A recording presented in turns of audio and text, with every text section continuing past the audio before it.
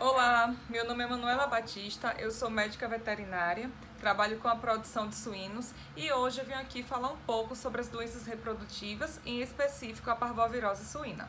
A parvovirose suína é uma doença de distribuição mundial e de alta prevalência. Raras são as granjas que não possuem essa doença. Ela se caracteriza por quê? Morte embrionária, leitões mumificados, leitões natimortos, leitegada com o número de leitões, a quantidade de leitões pequenas e também é caracterizada por aborto, além de causar um alto prejuízo para o produtor de suínos. Quanto à etiologia da parvovirose suína, ela tem como agente etiológico o parvovírus suíno. Ele é da família Parvoviridae, do gênero Parvovírus, e ele se caracteriza, no caso o vírus, se caracteriza por ser um vírus não envelopado, o que confere uma alta resistência no ambiente. Existem estudos que falam que o parvovírus ele consegue ficar no ambiente desde que seja favorável para ele até 20 dias.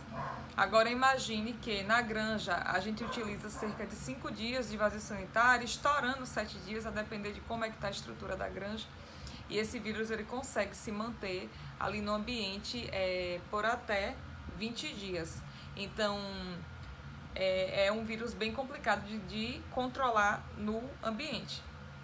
Em relação ao seu genoma, ele é um DNA linear e é um vírus também que tem tropismo por células que possuem uma intensa multiplicação, como por exemplo, células fetais, células de envoltórios fetais, que são células que estão em constante multiplicação. Em relação à epidemiologia, como eu já frisei anteriormente, é um vírus de distribuição mundial. Como eu disse, raramente encontra-se granja que é livre do parvovírus. E as principais formas de transmissão é a transmissão oronasal, tanto de forma direta quanto de forma indireta, através do macho, do sêmen do macho contaminado, envoltórios fetais, desde que a fêmea tenha contato, então quando o vírus fica no ambiente, através também de fetos mumificados, também é um outro meio de contaminação. E também a transmissão vertical, que é aquela transmissão que passa através da mãe para os fetos, que o vírus consegue atravessar aí a barreira placentária e fazer a contaminação, causar a contaminação dos leitões. Em relação ao macho, sempre que eu falo que às vezes uma granja que não tem o parvovírus, ela pode comprar um macho, e esse macho vir contaminado e transmitir a doença para as fêmeas através do sêmen.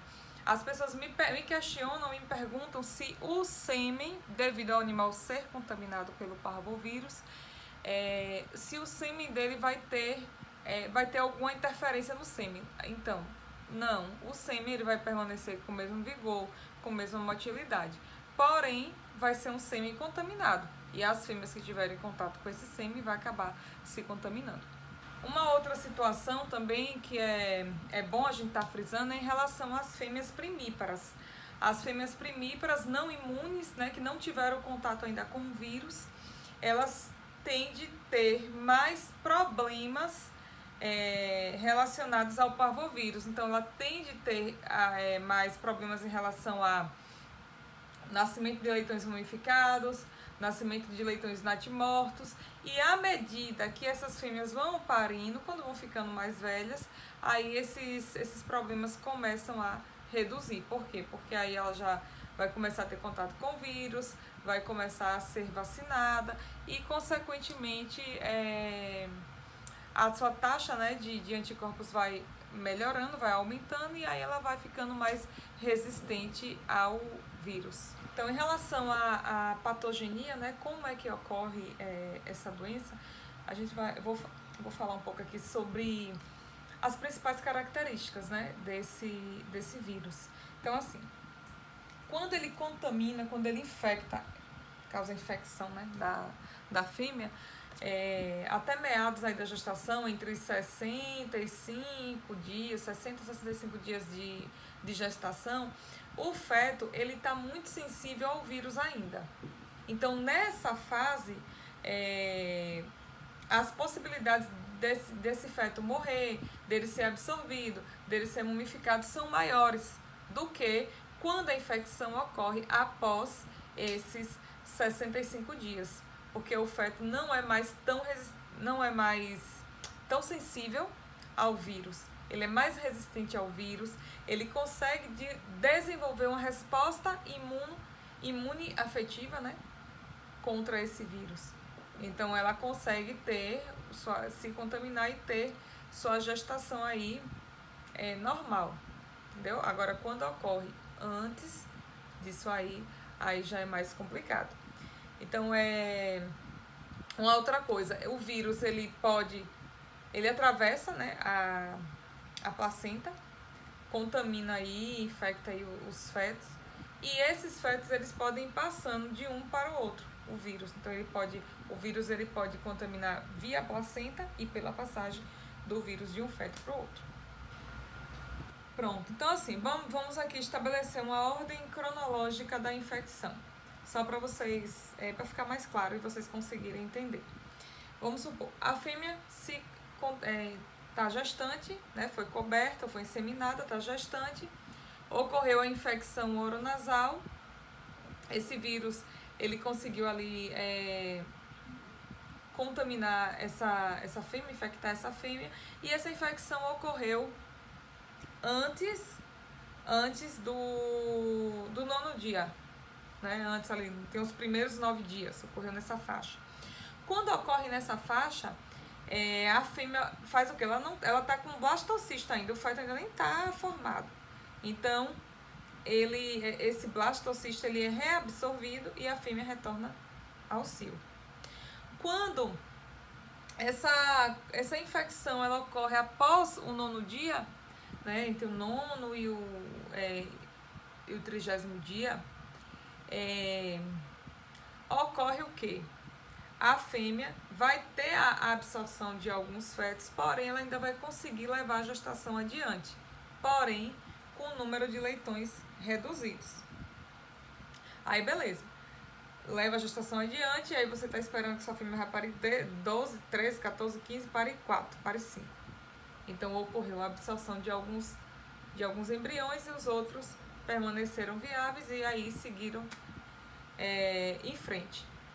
Quando essa infecção ela ocorre ali a partir de 30 dias ali de gestação, já está ocorrendo a calcificação óssea dos leitões. E aí a fêmea não vai conseguir absorver totalmente esses leitões. Aí vai ter o quê? Vai absorver todo o tecido mole ali do feto e vai permanecer o tecido ali calcificado. E esse tecido é o que vai dar origem, né, aos animais mumificados.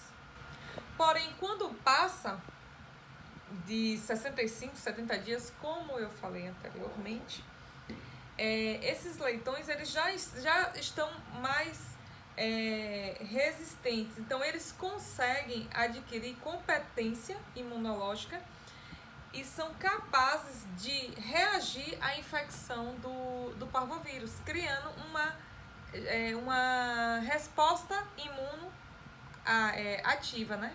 Produzindo então anticorpos e conseguindo reagir, anticorpos específicos e conseguindo reagir àquele vírus.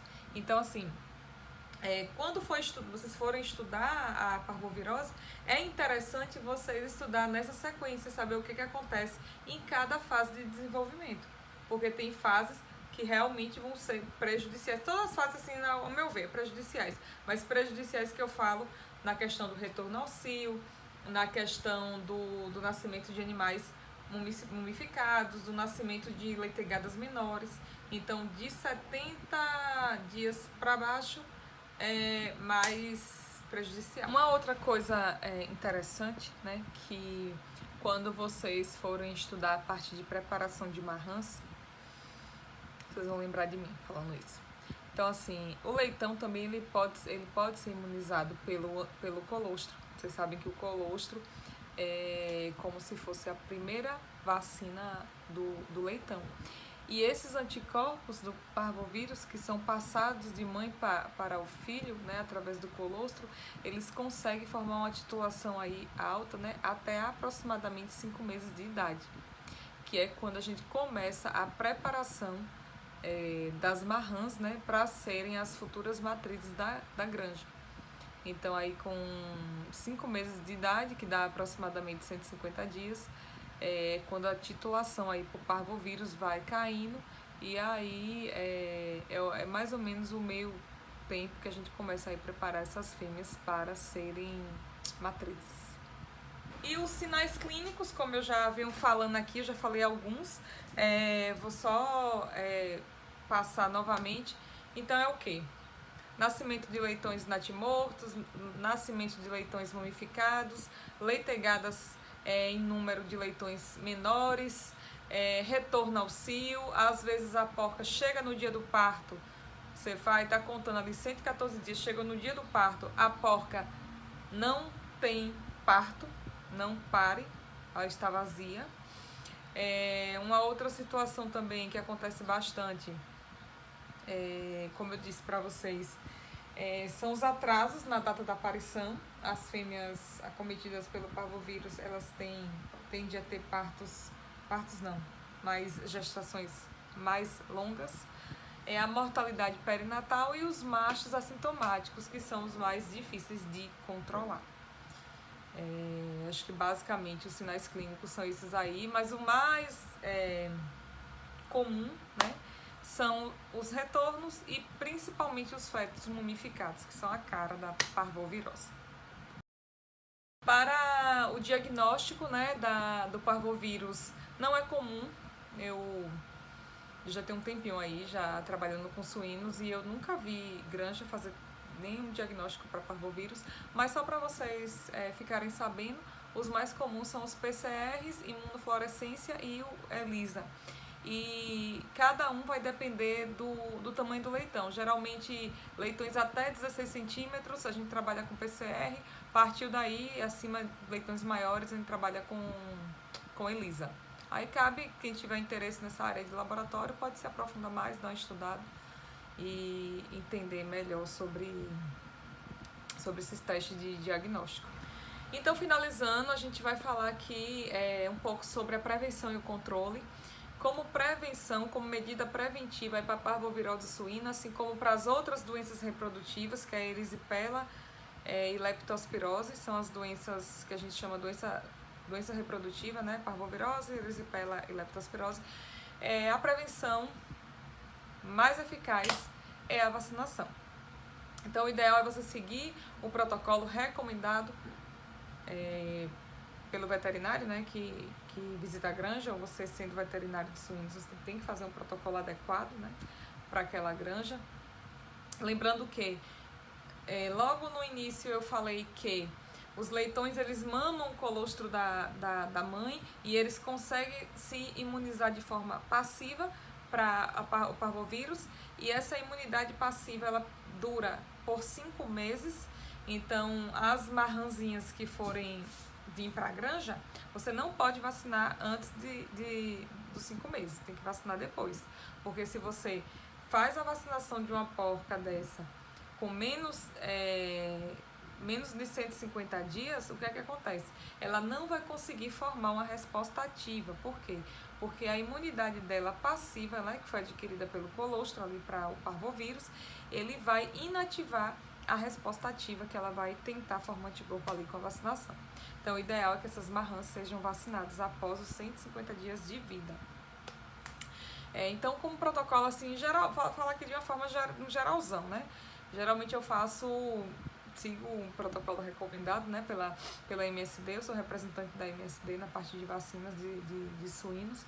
Então, a gente trabalha 180 dias, a primeira dose para marrã, repete com 200 dias de vida, né? Isso aí varia muito de acordo com a genética. Tem genéticas mais tardias, tem genéticas mais precoces, mas é mais ou menos isso daí. E aí, após 20 dias, a gente faz a primeira cobertura dessa marrã.